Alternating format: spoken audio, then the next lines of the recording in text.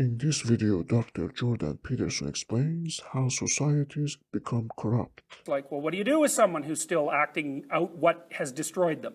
Well, until they stop being part of that, you can't really forgive them or communicate with them. But as soon as they drop it, it's like, well, then you give them a hand, which seems to me like a reasonable balance between justice and forgiveness. And that's a very hard balance to strike, right? It's a very hard balance to strike. So, okay. So then I kind of differentiated this into the tyrant is the king that eats his own son, roughly speaking. And that means that, like if you have a tyrannical father, say in your actual family, what that father is going to do is to react to everything that makes you independent, or that could make you an independent being, as if it's a challenge to his own authority and dominance. And so whenever you stand up, you know, and make your little thrust forward like you would if you were a 3-year-old, you know, you're going to get whacked hard for it. You're going to get punished for everything that would allow you to climb a dominance hierarchy and to become a challenger. And so that's sort of the paternal element of the Oedipal situation. You know, mother who demands nothing and father who punishes everything good. It's a perfect combination if you want to raise someone who's completely demolished and also in high probability resentful and dangerous. So, and you know, you have societies like that too. You know, you see this in corporations, especially when they start to deteriorate, is they start to punish the people inside the corporation for being hardworking and creative.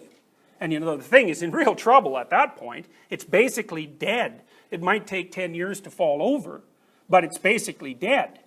So, and you know, as corporations, as hierarchical structures get full of people who are doing nothing but trying to climb the dominance hierarchy, you know, they're power motivated, they're very annoyed at anyone who's competent and creative, because the competent and creative people are using competence and creativity to climb the hierarchy, whereas they're just using political machinations and the desire for power. So they want nothing, they don't want to have those people around because all they are is competitors. And they're not even that, they don't even actually care if while they're climbing the ladder on the ship, the thing is sinking. You know, in fact, they might be facilitating its sinking and trying to pirate everything they possibly can while the thing falls apart. And that happens all the time. So, and it happens in all sorts of institutions. So, that's sort of the son-eating father representation in a political or corporate institution. You know, and it's sort of, what's interesting about that, I think, is that both the liberals and the conservatives see that, let's say the left-wingers and the right-wingers. The left-wingers see the tyrannical element of the Great Father in corporations, and the right-wingers see the tyrannical element of the Great Father in the government. So it's projection. You know, I mean, it seems to me like a radical oversimplification to assume that all the evil is embodied in the government or all the evil is embodied in corporations. It's like, you know, we should be a little more differentiated than that. So all corporations are not the same, obviously, and all governments are clearly not the same, and all governmental policies are clearly not the same. But people are lazy, so they don't want to do the differentiation, and so what happens is that the archetypal representations possess them initially, and they fail to differentiate them. You know, and they're pretty happy about that because their theory explains everything. You know, I talked to a guy a while back, and he's a pretty smart guy. And I was thinking about this issue of corruption. I was trying to think, I thought, how the hell did some countries get not corrupt? Because I cannot figure that out. I cannot understand how that can even be possible.